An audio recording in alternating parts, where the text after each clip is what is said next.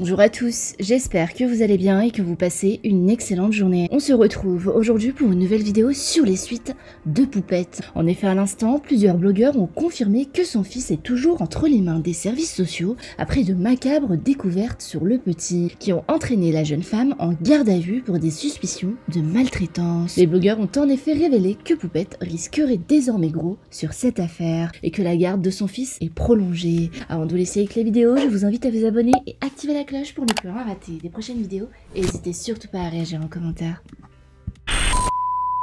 Attention, je cite, concernant Poupette Kenza, Ralice est actuellement placée. On enquête toujours pour savoir où est Seyana. Sa ligne de défense, elle aurait perdu pied avec son harcèlement sur le hashtag Twitter, qu'elle le vit très mal. Rouen ne veut rien faire filtrer car ils ont vu que des bouts de l'audition sont sortis dans la presse et a priori le commissariat de Rouen a été bombardé d'appels du coup pour la pêche aux infos. Ça commence à se corser. Ils ont dit qu'ils feraient une déclaration quand il le faudra. Toujours selon nos informations, elle repasse lundi pour la garde du petit. Affaire Poupette Kenza, Seyana est avec Alan et Kenza, elle n'a pas été placée uniquement Ralice. Selon la reine de la sauce TMZ, le cas Poupette s'aggrave de jour en jour, elle est au bout de sa vie, elle risque de perdre la garde de son fils. Les autorités ont ouvert une réelle enquête sur toutes les accusations de maltraitance et les services sociaux ne sont pas de son côté, elle est dans tous ses états loin de son fils. Le service médical l'accuse de négligence et maltraitance par rapport au fait d'avoir admis Ralice très tard à l'hôpital, sachant que le choc qu'il a reçu à la tête était très grave et c'était le risque d'attendre, sans parler du fait qu'elle n'avait pas été transparente concernant la nature de l'accident, ce qui a retardé le traitement. Elle minimisait les faits par peur que ça sorte. Au final, c'est sorti. La blessure de son fils était très grave. La famille est en pleine crise, personne ne dort, tout le monde s'inquiète pour l'avenir du petit. Les services sociaux ne sont pas de son côté,